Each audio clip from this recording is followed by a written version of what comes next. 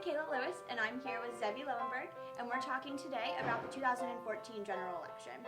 So Zevi, is there a particular race that we should focus on in the 2014 election?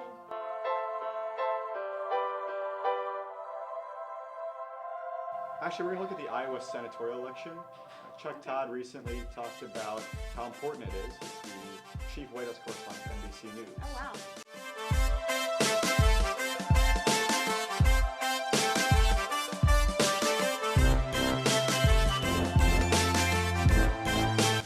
So, can you tell me a little bit about the candidates running in Iowa?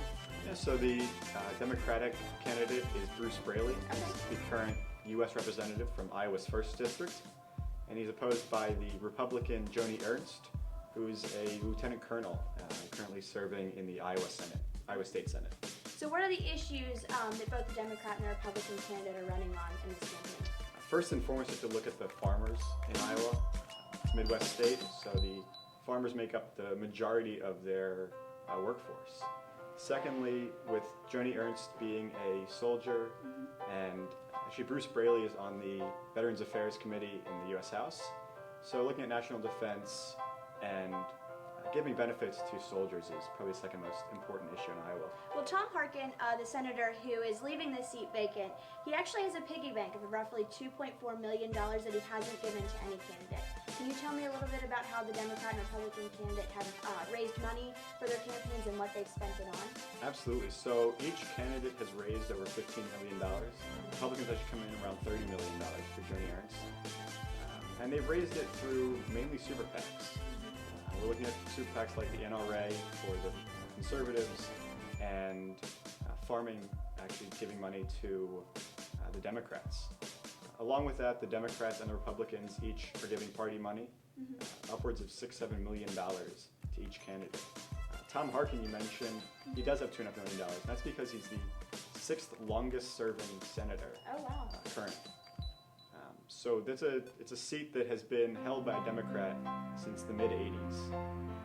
So it's a lot of money, and it's important to keep his name behind Bruce Braley. So what voters are key to each candidate potentially winning in this election? Do we have to think of a certain demographic, or is there a certain type of people that we should be focusing on?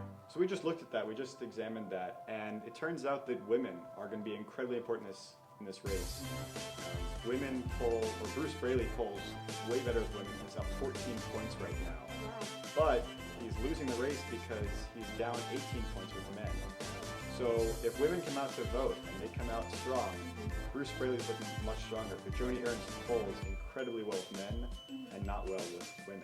Zevi, is there any prediction that you have in this election? Do you think that there's one person that we should, look to win and look to be the next senator from Iowa?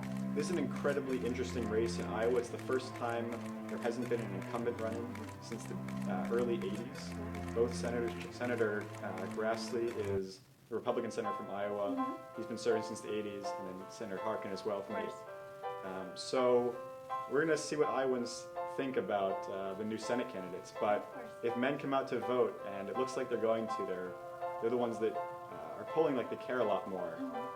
I think Joni Ernst is going to take the Senate, and she's going to take the Senate with the GOP. They're going to be the majority in November. Yeah, very cool. Well, thank you very much, Zevi. Thank you.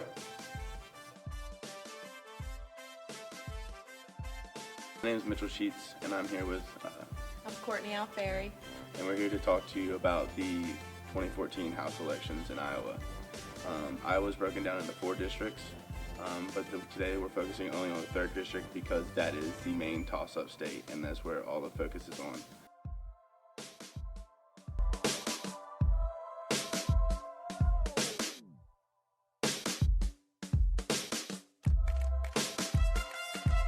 Who are the candidates in the 3rd district? We have Republican David Young and Democratic Stacey Appel. She was a former financial consultant, and she plans to put Iowa families ahead of partisanship to help grow Iowa's economy, support public education, and keep the promise of Social Security and Medicare. She plans to protect women's rights and health care decisions and make sure that women's health care gains are not rolled back. So also, what about David Young? What are his stances on issues? Young's campaign seems to focus mostly on the economy and how he has plans to bring Iowa's common sense financing abilities to Washington. He believes Obamacare should be dismantled and replaced by various solutions. He believes we need to protect and preserve Medicare by taking an aggressive approach to combating fraud and abuse within the program. Since it is a big toss-up state, are there any potential voters that they're trying to focus on and get to? I would say the big influx with Hispanics in Iowa is a main focus. They're not really sure how they're going to vote, so they're getting a lot of focus groups in on that. Just trying to get a feel for the new population of Hispanics that are around. I know Appel is focusing mostly on women votes. She's out there trying to gather a lot of votes. Yeah, that's a strong support for her since she is a female. Yeah. What has the voting history been in the last 2 elections? I know in the last election they voted a Republican in this seat in particular, but the district voted Obama as the presidential candidate. So it's definitely a toss-up district for sure. It's not exactly predictable election to election. So in your opinion, who do you think the candidate's going to win?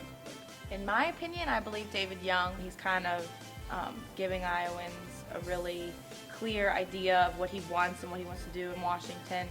Appel, she is giving clear ideas, but they don't seem to be, in my opinion, things that Iowans really are focusing on right now. Well, thank you, folks. That was the House elections.